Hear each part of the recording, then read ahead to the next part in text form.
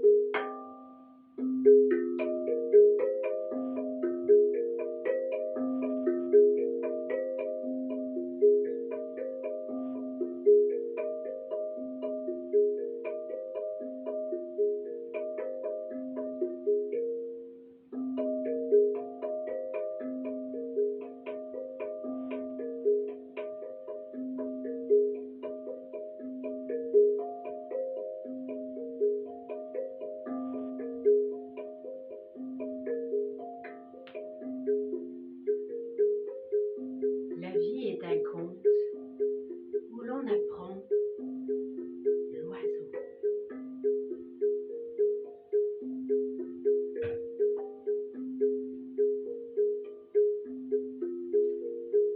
Je m'en vais vous conter 5 histoires courtes d'oiseaux.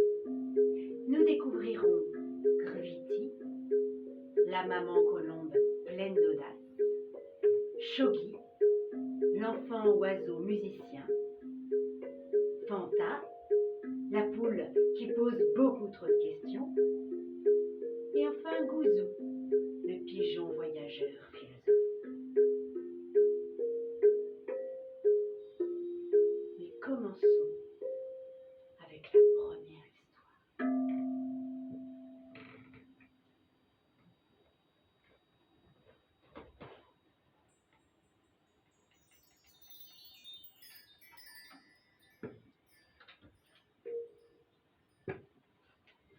Il était une fois une maman colombe qui vivait avec ses petits sur la branche d'un arbre, près d'un petit village, en Géorgie.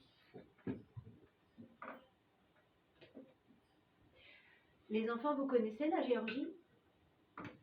Alors, pour ceux qui ne connaissent pas, la Géorgie, ou Sardakhliel, est un pays montagneux et subtropical au pied du Caucase, à la limite de l'Europe et de l'Asie, entre la Russie au nord, la Turquie à l'ouest, l'Azerbaïdjan à l'est et l'Arménie au sud. C'est le pays de la toison d'or et de Prométhée pour les Grecs, et on y parle le géorgien Kartouli. Dans les forêts, on y voit des écureuils, des cerfs, des renards, des loups, et enfin des ours, ou encore des lynx. Dans les montagnes, il y a des chamois, des mouflons, des faucons, des vautours, et sur le littoral, des pélicans. Et encore des cigognes. On y mange des cachapouris, des pizzas en forme de petits bateaux. Et à table, on dépose tous les plats, les invités se servent quand ils le souhaitent et on échange les plats et les discours.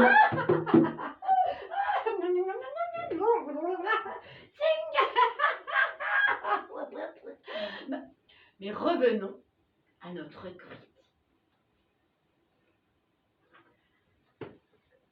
Le matin, elle part chercher de la nourriture pour ses petits.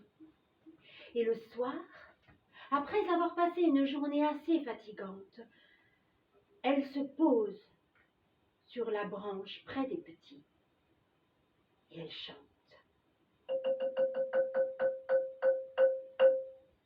Vakla vesetinie bat, huchebat, zilit perat peragi, baklaves estinyebat, iav nanina nina, nanina, nana, isev dilaik niebat, tam ze amodis niebat, chvatu kargidalia, kvetistia Maria.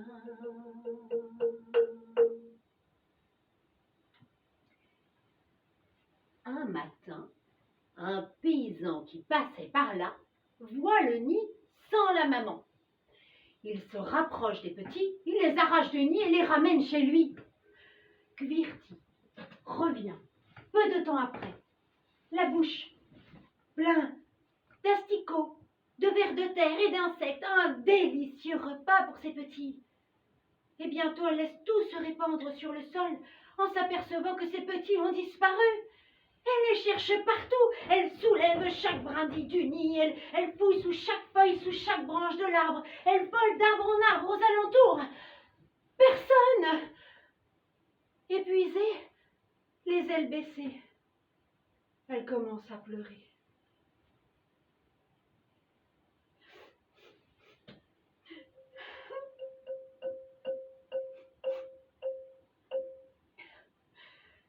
Baklaves estinyebat,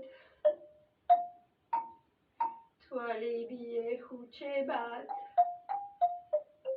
zilit perat peragi, srapmebi estismiebat,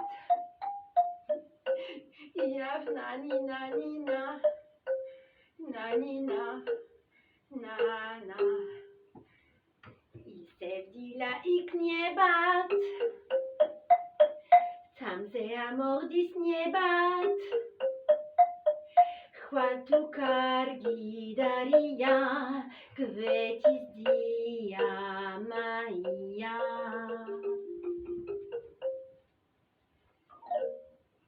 La chanson redonne du courage à Gruiti qui part à la recherche de ses petits. En chemin, elle rencontre le coq. Est-ce que je peux vous aider?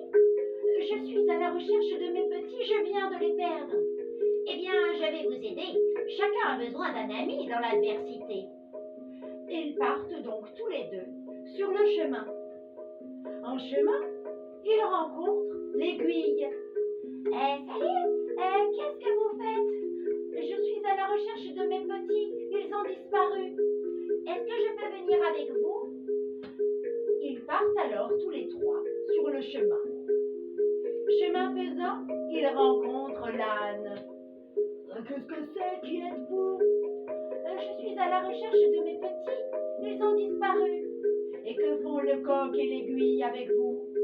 Ils sont venus m'aider. Dans ce cas, je vais faire la même chose. Je viens avec vous. Et ils partent tous les quatre sur le chemin. Oh, nous avons de la chance, il fait très beau aujourd'hui. Le ciel est dégagé. Oh, m'en parlez pas, j'ai trop chaud. Est-ce qu'on peut s'arrêter? J'ai soif. Ça me fait penser la fois où mes petits... Bon, passons à autre chose. Est-ce qu'on peut s'arrêter? J'ai envie de faire pipi. Je commence à avoir mal au sabot. Hein. Bon, restons concentrés sur notre mission. Oui, mes petits sont quelque part perdus sans moi. Je dois les retrouver. Soudain, ils entendent au loin un petit bruit. Ils tendent l'oreille et se rendent compte que ce petit bruit vient de la maison. Quirti reconnaît tout de suite la voix de ses petits. Elle se précipite sur le pas de la porte. Ses amis s'emparent de leur courage et la suivent aussitôt. Ils établissent vite un plan. Je vais rester devant la porte. Moi, je vais ouvrir la porte. Et Quirti et moi, nous allons entrer dans la maison à pas de loup. Ils entrent dans la maison et ils aperçoivent une cage au milieu de la pièce où sont les petits. Et le paysan est là, allongé, endormi sur son siège. Le sang de Quirti ne fait qu'un tour. Elle s'élance, ouvre la cage, délivre les petits. Elle les met sur son dos et eux, Très heureux, ils se mettent alors à chanter à tue-tête, si fort que cela réveille le paysan. Qu'est-ce que c'est que ce bruit? Le paysan cherche alors une petite bûche en plane dans la cheminée, voulant y voir plus clair. Mais le coq, le voyant arriver, lui jette de la cendre au visage. Aveuglés, ils en profitent pour sortir sur le bas de la porte. Le paysan les suit bientôt, mais l'âne, qui est resté devant la porte, tranquillement tout ce temps, lui donne un bon coup de sabot. Cette fois, le paysan tombe à terre, complètement sonné. Quirty, après avoir remercié ses amis, a eu le temps de s'envoler loin, très loin. Elle construira un nouveau nid ailleurs. I se vdila i gniewać, tam ze amor disniewać. Chwatu Cardinalia, Kvetistia Maria.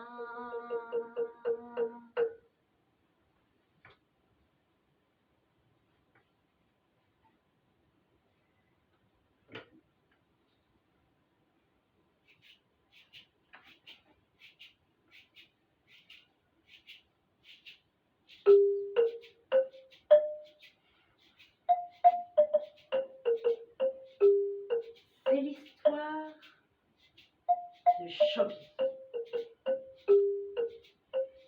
Shoghi est un petit garçon qui habite dans la tribu Guarani avec ses parents au milieu de la forêt de Misiones au nord-est de l'Argentine.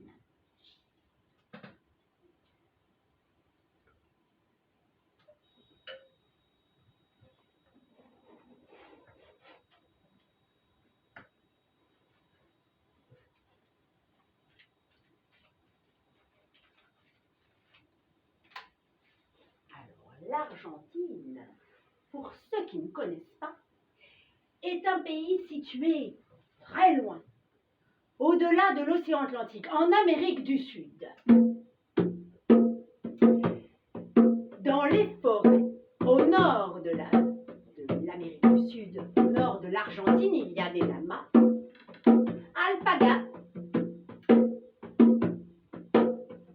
des bigognes, les condors des Andes le long de la cordillère, les animaux de la forêt, le coati, le jaguar, le carpincho et le quirquincho. Et cap au sud, la baleine franche australe ou encore les manchots. On y mange des empanadas, de délicieux chaussons fourrés. Mais revenons à notre Shoghi.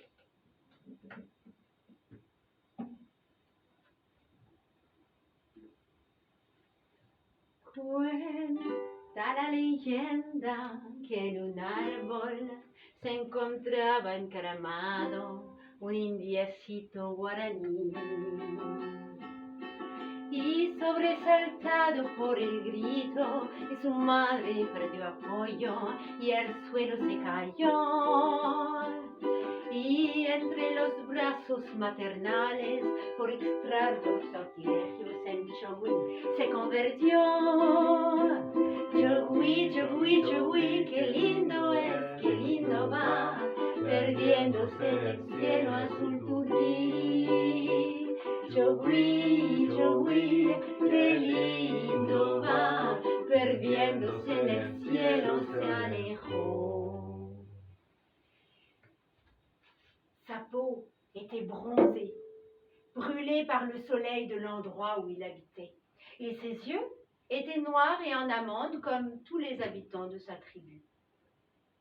Au lieu de jouer avec les autres enfants, Shoghi préférait aller dans la forêt pour parler avec les oiseaux, qu'il considérait comme ses meilleurs amis.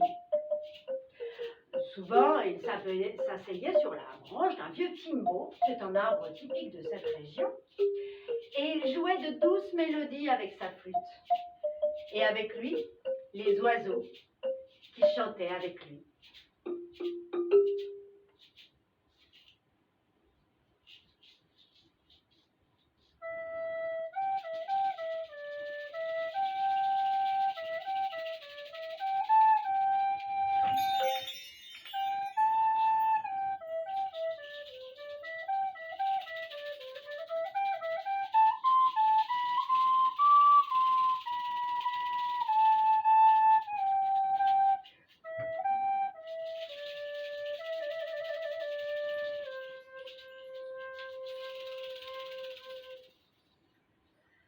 À presque tous les couchers de soleil, on pouvait apercevoir le petit Shoghi jouer de sa flûte, entouré des oiseaux qui, mélangés au bruit de la forêt, jouaient les mélodies chantées par Shoghi. Les jours de grande chaleur, Shoghi se baignait dans les eaux du lac. Et avec lui, les oiseaux qui tapotaient joyeusement leurs pattes dans l'eau fraîche et plongeaient leur bec. De temps en temps, Shoghi suivait sans faire de bruit les chasseurs d'oiseaux et ils cachaient leurs armes pour qu'ils ne les attrapent pas. Boum! Le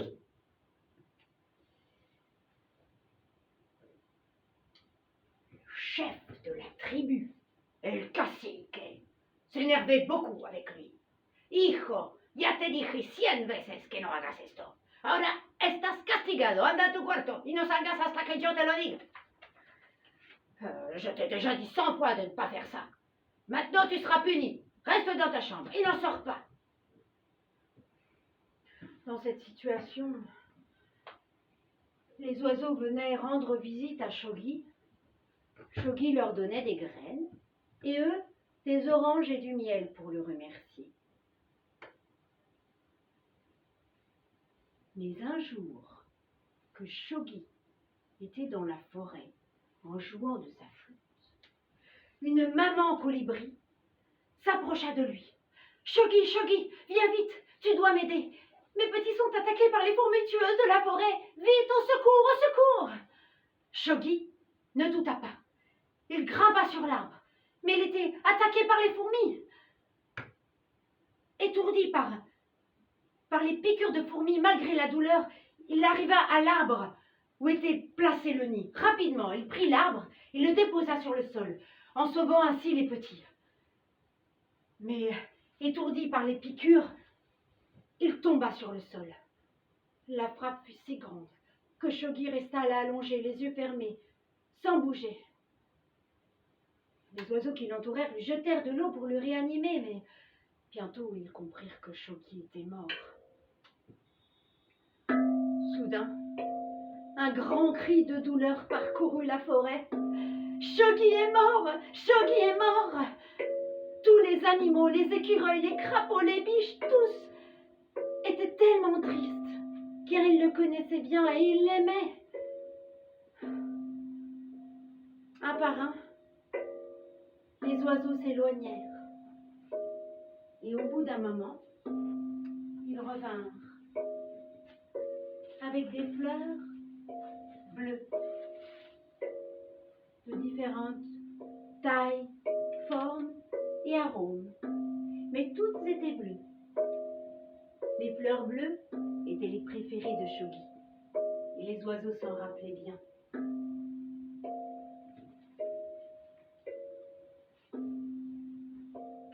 Ce fut l'hommage à leur meilleur ami.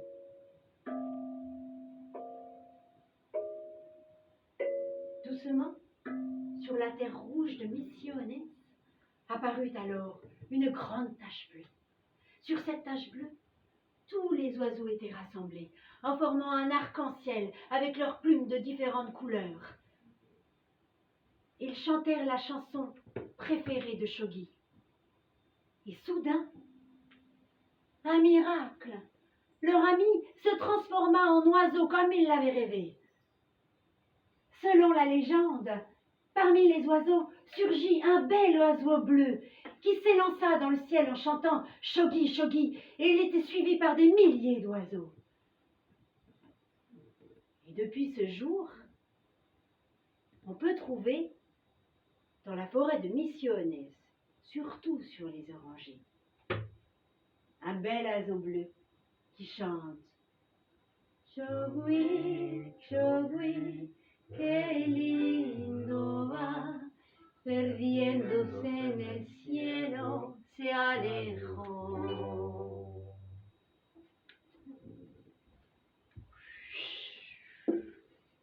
On va retraverser l'océan Atlantique.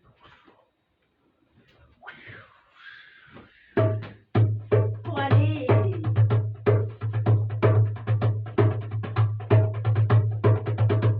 boubou calagala adik, boubou calagala adik, boubou calagala adik. Tu danses comme la poule, tu bats des ailes et tu picores. Boubou calagala adik, boubou calagala adik, boubou calagala adik. Tu danses comme le lion, tu te secoues et tu rugis. Boubou calagala adik, boubou calagala adik. Tu danses comme l'enfant, tu fais la ronde et tu sautilles. Boubou calagala adik, boubou calagala adik, boubou calagala adik, boubou calagala adik. On est arrivé en Afrique.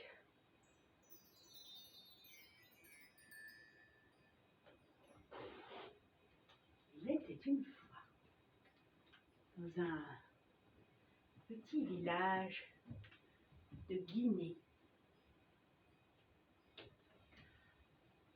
Vous savez où se trouve la Guinée, les enfants? La Guinée est un pays d'Afrique de l'Ouest. Il touche l'océan Atlantique et il est traversé par le fleuve Niger ou encore le Congo. Ces milieux aquatiques lui permettent d'héberger une faune rare comme le requin-renard à gros yeux, la baliste à taches bleues, le dauphin à bosse de l'Atlantique et des animaux en voie de disparition comme le vautour à tête blanche, le chimpanzé ou le mérou Goliath. On y mange des céréales, des tubercules, comme le manioc, l'igname, le pognon et des micatés, de délicieux beignets. Mais dans ce village était une oiselle appelée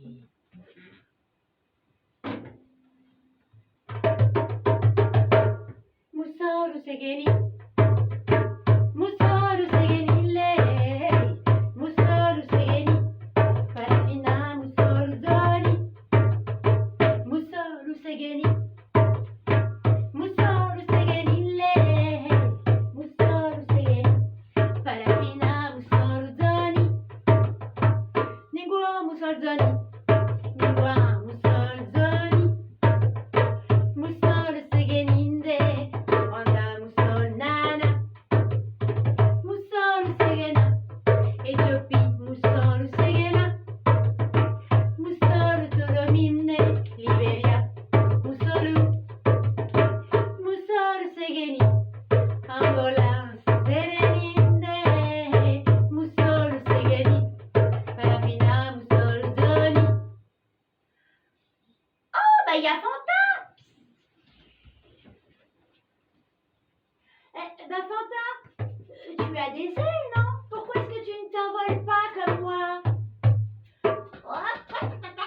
Parce que je n'en suis pas capable. Bah, tu es une poule, tu es faite comme moi, un bec, des pattes et des plumes. Oh, mais arrête de parler comme ça, Moi, au moins, je peux rester dans la maison pour y dormir, et je ne supporte pas ton langage. verras, un jour, l'homme viendra, il te prendra, il te plumera et il te mangera. Et là, bah, bim, ce sera trop tard pour toi. Tralalaire, je ne t'écoute pas, la la la la la. Ah bah, très bien. Aïssatou laisse alors Fanta à ses illusions et se pose sur la branche d'un baobab. Malgré le séjour prolongé d'un oiseau sur un baobab, celui-ci n'oublie pas que le nid dans lequel il a été couvé est dans l'arbuste. Mais un matin, le paysan se réveille comme à son habitude. Oh, voilà, je suis tout ratiboisé, moi. Oh là là là là. C'est que j'ai faim, moi j'ai rien à manger, j'ai rien à mettre sur la dent. Qu'est-ce que je vais préparer? Oh, ben je vois ici de la chair fraîche, de la chair tendre. Lorsque le paysan aperçoit Fanta tranquillement en train de picorer les quelques graines restées sur le sol de la maison, il prend son bâton pour essayer de l'assommer. Fanta, à sa vue, commence à paniquer. Elle traverse la maison dans tous les sens en poussant des plaintes et en cactant. C'est qu'Aïssatou a dit est arrivé. C'est moi qui n'ai pas voulu l'entendre.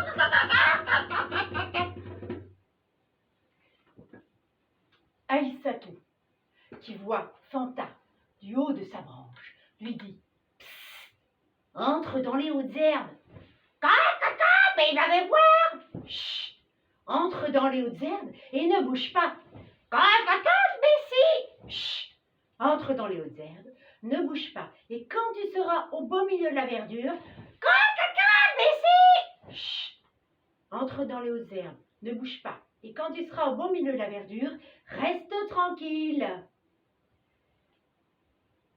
Fanta entre dans les hautes herbes, comme le lui a conseillé son ami Aïssatou. Le paysan cherche à tâtons avec son bâton après la poule. Sans succès, il ne la trouve pas.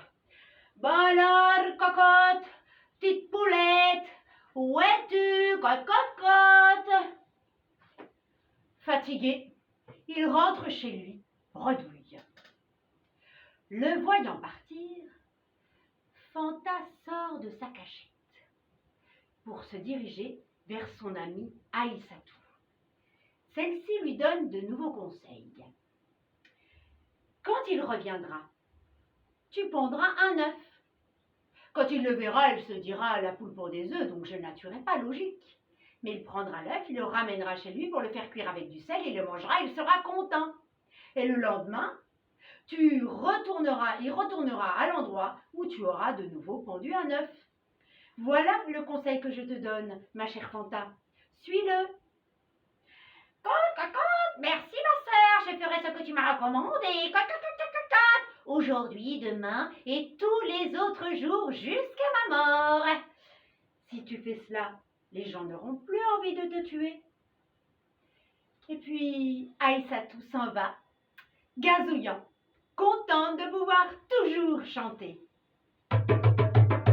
Moussol segeni, moussol segeni lei, moussol segeni, palpina moussol zari, moussol segeni, moussol segeni lei, moussol segeni, palpina moussol zari.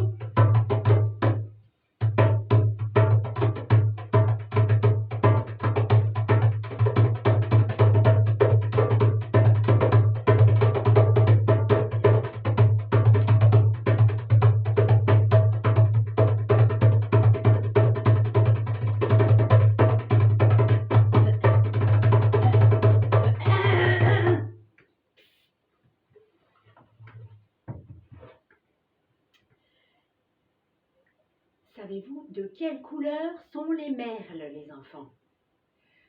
Noirs, aujourd'hui peut-être, hein, mais il y a longtemps, les merles étaient blancs et non noirs. Ah, si, je vous assure.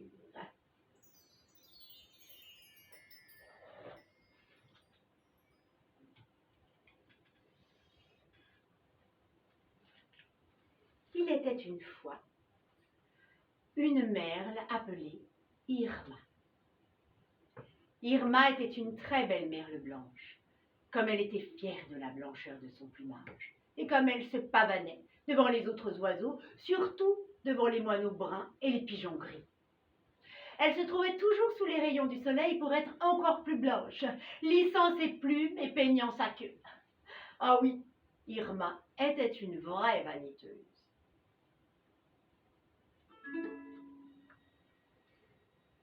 Pelucelín del bosque, Pelucelín del bosque,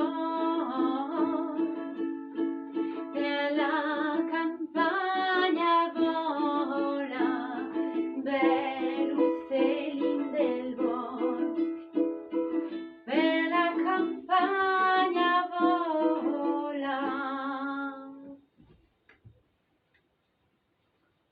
L'hiver avait été rude cette année-là dans les terres du nord de l'Italie.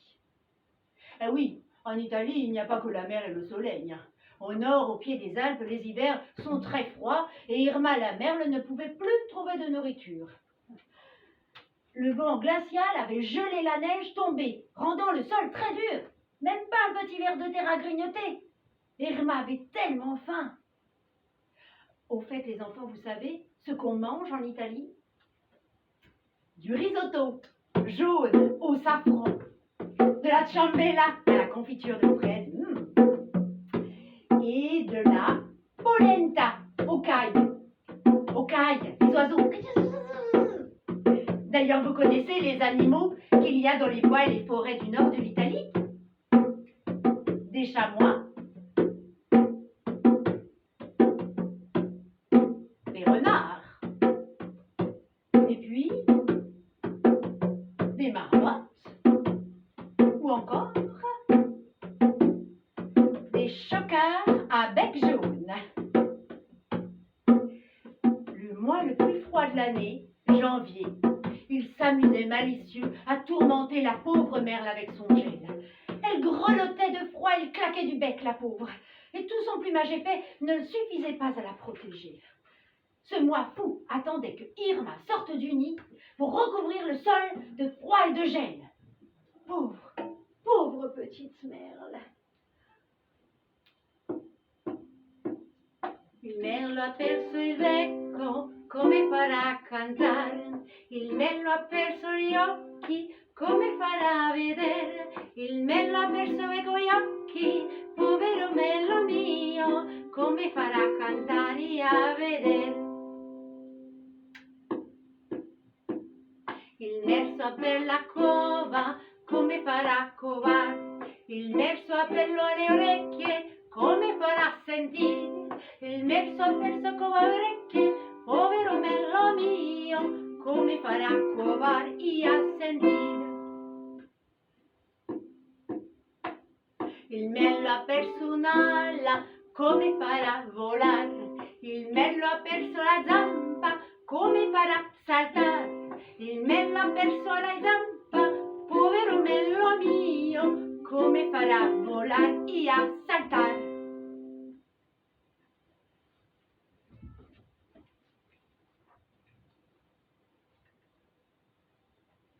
Mais la faim était plus puissante que le froid, et Irma décida donc de ne plus se faire prendre au dépourvu et de faire des provisions pour tout le mois. Avec quelques miettes de sucre qui tombaient des poches des enfants et qu'on trouvait sur la neige, Irma se retira dans son nid. Arriva le 28 du mois, l'hiver était enfin terminé et janvier était obligé de faire face à février et aux prémices du printemps. La merle, croyant avoir trompé janvier, sort et commence à gazouiller pour se moquer de lui. Tout oiseau aime à s'entendre chanter. Quelle mauvaise idée! L'on pense, lui-elle, que janvier, le premier mois de l'année, orgueilleux et capricieux, demanda 3 jours en prêt au timide et gros février et les utilisa pour déchaîner des tempêtes de neige, de vent glacial et de pluie. La pauvre merle décida alors de s'abriter dans une cheminée. Tout était sombre et noir, mais Irma sentit la chaleur des pierres chauffées par le feu et s'endormit, accroupie dans la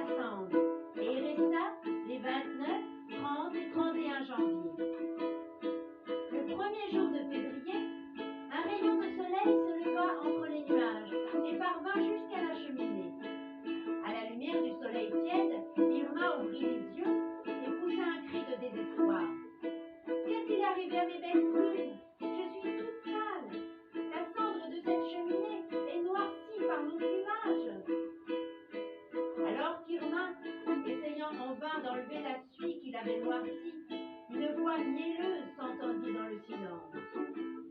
C'était le gros chat rouge qui vivait dans la maison. Qui parle? Qui se plaint? Qui me réveille? Je suis l'araignée qui monte à la gouttière. Étrange, étrange, j'ai cru entendre la voix d'un merle. Oh non, non, monsieur le chat, je suis un petit escargot, porte sur son dos sa maisonnette. Étrange, j'ai cru voir la plume d'un merle. Oh non, non, non, monsieur le chat, je suis un éléphant qui se balançait sur une toile d'araignée. Étrange, comme c'est étrange, il y a beaucoup trop de monde dans cette cheminée, je ferais bien d'y aller. Miaou!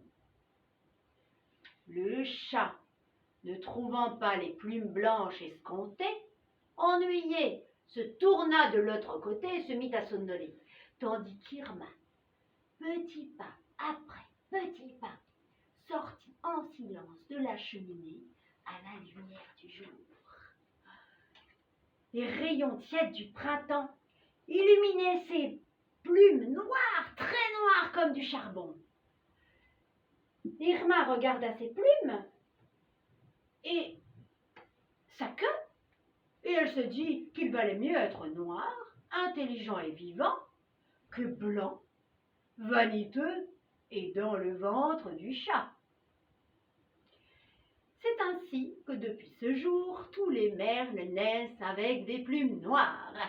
Et en souvenir de cette aventure, les 29, 30 et 31 janvier, on les appelle les jours de la merle. Belle Céline Delban, belle Céline Delban, per la campagna vola, belle Céline Delban, per la campagna vola.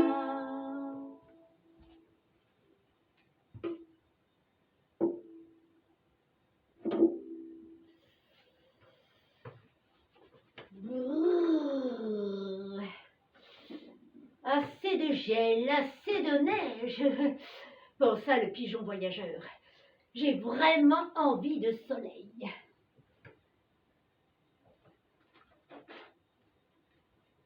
Puis il quitta le froid nord de l'Italie pour se diriger vers le sud. Enfin, le ciel bleu, l'air chaud et humide. Gouzou était arrivé en Guinée. Et oui, en Guinée, dans son pays de l'Ouest africain, entre le mois de janvier et le mois de mai, l'été est magnifique et le soleil au rendez-vous.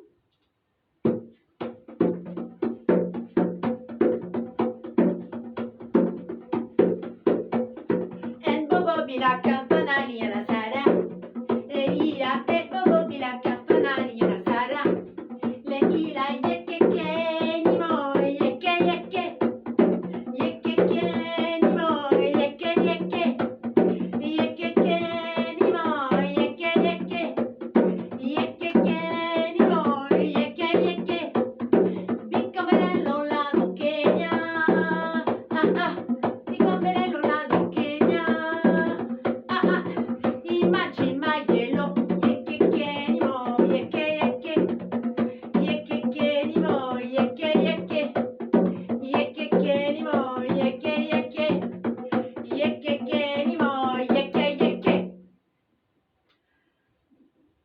Fatigué de son voyage, Gouzou somnolait sur la branche d'un bananier quand une voix vive le réveilla. Salut, je m'appelle Moussa et je vis juste à côté. T'es un vrai pigeon voyageur? Oh là là, quelle chance! tu vois plein de choses et tu connais tellement d'endroits. Tous les continents, il est vrai, je connais. Mais de mes voyages, grand-chose je n'ai retenu. Oh là là, bah t'es comme un super-héros, quoi. Et moi, je suis tout petit et je connais pas grand-chose. Petit et déjà très curieux tu es. C'est une bonne chose, tu sais, que la curiosité. Ce n'est pas comme certains disent un vilain défaut, bien au contraire. On peut devenir copains. Avec grand plaisir, ton ami je serai. Car tu sais, parfois les hommes peuvent être amis entre eux et les animaux aussi, mais pas toujours. Souvent, de grands conflits les opposent, en plus de petits soucis. Oh là là, qu'est-ce que tu parles compliqué? Mais de quel conflit tu parles? Discrimination et guerre, ce sont. Discrimine à quoi? La guerre? Oh là là, mais comment on peut arrêter tout ça? Ce n'est pas ta faute, tu n'es qu'un enfant. Malheureuse victime que sont les enfants. Les adultes seuls sont responsables. Pour arrêter les préjugés et les interdits, tout faire ils doivent. Pour établir et maintenir la paix, la justice et la liberté, tout faire ils doivent. Je comprends. Alors, comme ça, c'est mieux pour le futur de tous les êtres humains et de la planète. Mais il faut faire quelque chose pour que l'avenir des enfants, des animaux et de toute la planète soit sauvé. J'ai une idée. Dans mon cœur, il y a beaucoup de paix, beaucoup de joie et beaucoup d'amitié. Prends-les avec toi et donne cette fleur blanche à celui ou celle que tu rencontreras partout où tu voyageras. En disant cela, l'enfant prit dans sa poche une petite fleur blanche et la tendit à Gouzou. Le pigeon, ému par ce petit signe d'amour, le remercia chaleureusement son ami et déploya ses ailes pour commencer un voyage de paix, de joie et d'amitié partout dans le monde.